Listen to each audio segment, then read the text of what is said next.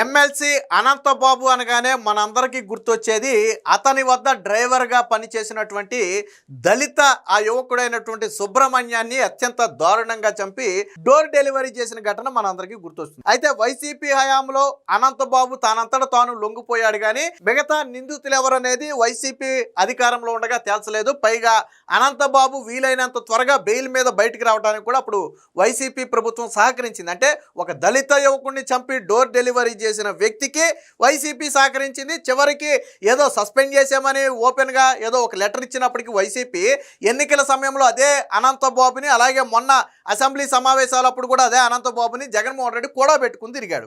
అయితే ఇప్పుడు కూటమి ప్రభుత్వం వచ్చిన తర్వాత గత సంవత్సరం జూన్ జూలై నెలలో ఒక సిట్టును అయితే ఏర్పాటు చేసింది.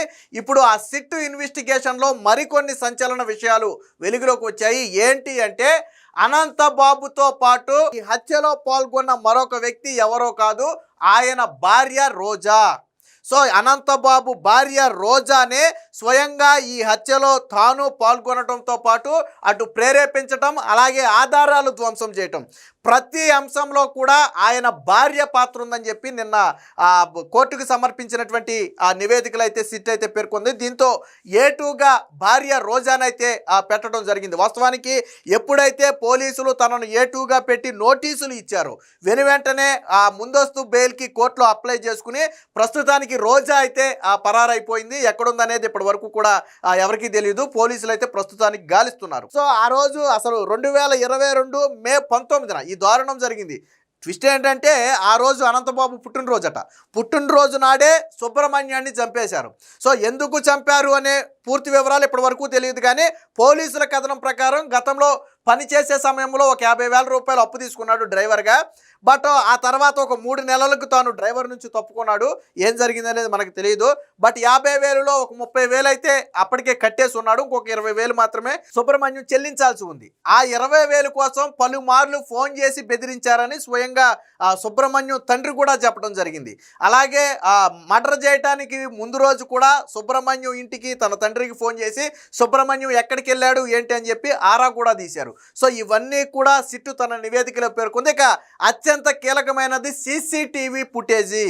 సో సీసీటీవీ ఫుటేజ్లో వీళ్ళ కారు వెళ్ళటం, అలాగే దాదాపు గంటన్నర తర్వాత చీకటి ప్రదేశం నుంచి వెనక్కి రావటం, ఆ తర్వాత హత్య చేసిన తర్వాత వీళ్ళిద్దరూ బట్టలు మార్చుకుని తర్వాత మళ్ళీ బయటికి రావటం, అలాగే ఇవన్నీ కూడా బయటపడ్డాయి. ట్విస్ట్ ఏంటంటే ఆ హత్య చేసే రోజు ఒక బలమైన కర్ర లాంటి ఆయుధాన్ని ఇవ్వాలని చెప్పి వాళ్ళు ఉంటున్నటువంటి అపార్ట్మెంట్ వాచ్మెన్ కూతురుని అడిగారంట. అంటే వాచ్మెన్ లేడేమో, వాచ్మెన్ కూతురు అర్ధరాత్రి 10:30-11 గంటల సమయంలో ఏదైనా కర్ర లాంటి ఒక బలమైన రాడ్ కానీ కర్ర కానీ ఉందా అని అడిగితే ఆవిడ లేదని చెప్పిందంట వాచ్మెన్ కూతురు.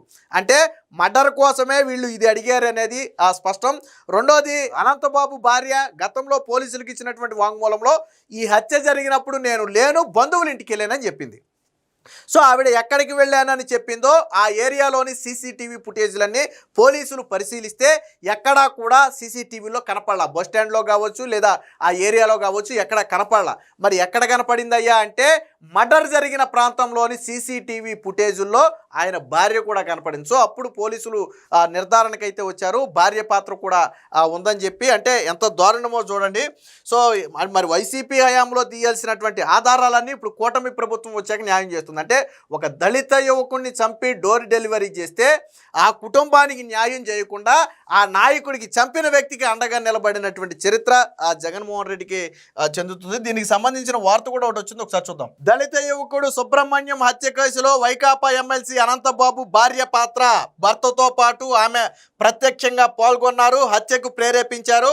సీసీటీవీ ఫుటేజీల్లో విశ్లేషణ, నిగ్గు తేలిన నిజం అభియోగ పత్రంలో పేర్కొన్న సిట్టు, కోర్టుకు సమర్పించిన అనుబంధ ఛార్జ్షీట్లో పేర్కొన్నటువంటి పోలీసులు. సో ఇది సుబ్రహ్మణ్యం ఫైల్ ఫోటో మనం ఇక్కడ చూడొచ్చు. దళిత యువకుడు వీధి సుబ్రహ్మణ్యం హత్య కేసులో వైకాపా ఎమ్మెల్సీ అనంతబాబుతో పాటు ఆయన భార్య అనంతలక్ష్మి దుర్గ అలియాస్ రోజా కూడా పాల్గొన్నారు.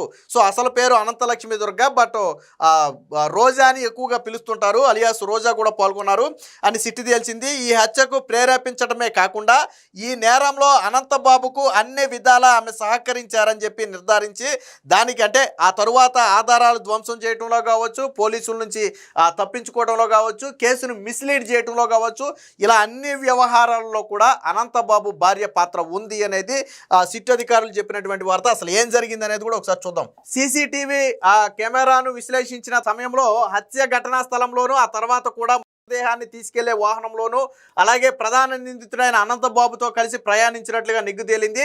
ఈ కేసులో ఈమెను ఏటుగా చేర్చారు. హత్యకు ప్రేరేపించడం, ఆధారాల ధ్వంసం వంటి నేరాభియోగాలను అయితే ఇందులో మోపడం జరిగింది. సో ఈ కేసులో దర్యాప్తు జరిపిన సిట్ అధికారులు ఈ మేరకు రాజమహేంద్రవరం ఎస్సీ ఎస్టీ కోర్టులో అయితే దీనికి సంబంధించి చేయడం జరిగింది. వాస్తవానికి వైసీపీ హయాంలో దీన్ని నిర్లక్ష్యం చేస్తే గత ఏడాది జులైలో ఒక సిట్టును ఏర్పాటు చేసింది కూటమి ప్రభుత్వం. అంటే ఒక దళిత వ్యక్తికి అన్యాయం జరగకూడదు, ఆ కుటుంబానికి న్యాయం చేయాలనే ఉద్దేశంతో దాని మీద సిట్ ఏర్పాటు చేస్తే ఇప్పుడు దీని ఆధారాలన్నీ కూడా బయటకు వచ్చాయి. సో సిట్ దర్యాప్తులో భాగంగా సీసీటీవీ ఫుటేజ్లు, కాల్ రికార్డులు, సాక్షుల వాంగ్మూలాలు, ఇతర సాంకేతిక ఆధారాలు, ఫోరెన్సిక్ విశ్లేషణలు చేయించడంతో అసలు విషయాలు అయితే వెలుగులోకి వచ్చింది. విచిత్రం ఏంటంటే అనంతబాబు జన్మదినం రోజునే ఆయన్ని చంపడానికి కుట్ర పన్నారు. 2022 మే 19 రాత్రి 7:30 గంటల సమయంలో సుబ్రహ్మణ్యం అతని స్నేహితుడు కలిసి వారు నివసించే రంబగీచ అపార్ట్మెంట్ నుంచి బయటకు వెళ్లారు. అదే రోజు 8:09 సమయంలో అనంతబాబు సుబ్రహ్మణ్యం తండ్రికి ఫోన్ చేసి అతడి గురించి ఆరా తీశాడు. తనకు చెల్లించాల్సిన 20,000 ఇవ్వకపోతే కాళ్ళు చేతులు నరికేస్తానని కూడా బెదిరించాడు. అంటే ఆ రోజు సుబ్రహ్మణ్యం బయటికి వెళ్ళాడని అనంతబాబు తెలుసుకున్నాడు. బేసిక్గా తండ్రికి ఫోన్ చేస్తే ఏమంటాడు, మా అబ్బాయి లేడయ్యా బయటికి వెళ్ళాడని చెప్తాడు. సో అదే ఆ రోజు తెలుసుకున్నాడు. 22 మే 19 అనంతబాబు జన్మదినం కావడంతో అతని నివాసమైన శ్రీరామ్ నగర్లోని శంకర టవర్ అపార్ట్మెంట్లో తన భార్య లక్ష్మీ దుర్గతో కలిసి ఘనంగా వేడుకలు నిర్వహించుకున్నారు. ఆ రోజు రాత్రి 10:15 నుంచి 10:30 మధ్యలో శంకర టవర్స్ పక్కనే ఉన్న నవభారత్ పబ్లిక్ స్కూల్ వద్ద సుబ్రహ్మణ్యం స్నేహితులతో కలిసి మద్యం తాగుతుండటంతో అనంతబాబు అక్కడికి వెళ్ళి అతడిని తన ఏపీ 39B0456 నెంబర్ I-20 వాహనంలో ఎక్కించుకుని తీసుకెళ్లిపోయారు. ఆ తర్వాత కొన్ని గంటల్లోనే అతడు మృతదేహమై కనిపించాడు. అది అందరికీ తెలిసిందే. సో వాచ్మెన్ కుమార్తెను కర్ర అడిగారు. సో అనంతబాబు అలాగే ఆయన భార్య లక్ష్మీ దుర్గ వాళ్ళ అపార్ట్మెంట్లో ఉన్నటువంటి వాచ్మెన్ని రాత్రి 10:20 నుంచి 10:22 మధ్య సెల్లార్లోని వాచ్మెన్ గదిలోకి వెళ్ళిన లక్ష్మీ దుర్గ వాచ్మెన్ కుమార్తెను కర్ర ఇవ్వాలని అడగగా కర్ర లేదని చెప్తే ఏదో ఒకటి తీసుకురావాలని చెప్పి ఒత్తిడి కూడా చేశారని చెప్పి తేల్చారు. సో హత్య గురించి తనకు తెలియదని ఆ సమయంలో తాను ఆసుపత్రిలో బంధువులను పరామర్శించడానికి వెళ్ళానని అనంతబాబు భార్య గతంలో పోలీసులకు వాంగ్మూలం ఇచ్చారు. అయితే ఆమె చెప్పిన ఆసుపత్రిలో ఆ సమయంలో ఆమె లేరని సీసీటీవీ ఫుటేజ్లో తేలింది. అదే సమయంలో హత్య జరిగిన ఘటనా స్థలంలో ఆమె ఉన్నట్లు సీసీటీవీ ఫుటేజ్లో గుర్తించారు.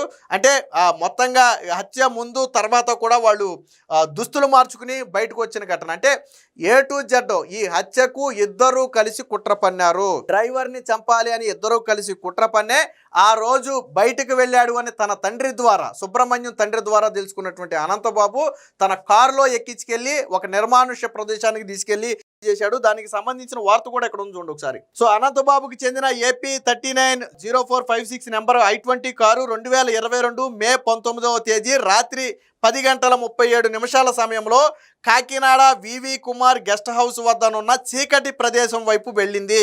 అక్కడ చాలాసేపు ఆగింది. మళ్ళీ 11:55 సమయంలో వెనక్కి వచ్చింది. 12:05 అక్కడ నుంచి వెళ్ళిపోయింది. దీన్ని బట్టి అక్కడే స్పష్టమవుతుంది. సో 10:30 గంటలకు వెళ్ళిన వీళ్ళు 12 గంటల వరకు అంటే దాదాపుగా 1:20 సుమారుగా అదే నిర్మానుష్య ప్రదేశంలో కారు ఆపారు. సో మనవాడు ఆల్రెడీ ఎందుకు అంత ఈజీగా వీళ్ళు చంపగలిగారు అంటే అప్పటికే సుబ్రహ్మణ్యం మద్యం దాగున్నాడు. సో కొంచెం మత్తులో ఉన్నాడు. మామూలుగా అయితే తప్పించుకుని పారిపోయే ప్రయత్నమో కేకలేసే ప్రయత్నమో చేసేవాడేమో. బట్ అప్పటికే కొద్దిగా మద్యం మత్తులో ఉండటంతో గట్టిగా ప్రతిఘటించే అవకాశం కూడా ఉండకపోవచ్చు.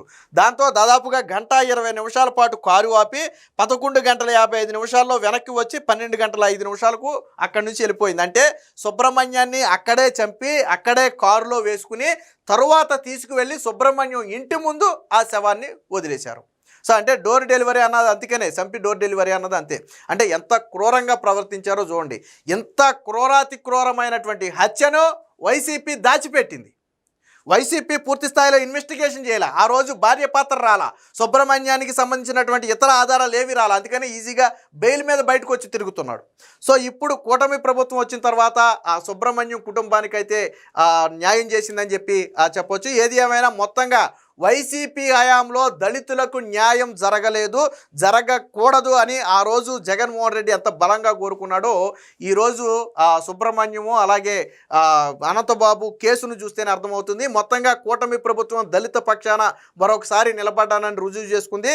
దళిత డ్రైవర్ సుబ్రహ్మణ్యానికి న్యాయం చేస్తామని గతంలో ప్రతిపక్షంలో ఉన్నప్పుడు చంద్రబాబు గారు హామీ ఇచ్చారు.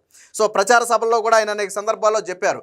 సో చెప్పిన మాటకు కట్టుబడి సిట్టిని ఏర్పాటు చేసి ఈరోజు ఇందులో ఎవరెవరి పాత్ర ఉందని అనేది వెలికి తీశారు. మొత్తంగా వైసీపీ దళిత ద్రోహి పార్టీ అనేది చెప్పడానికి ఇది ఒక ఉదాహరణ.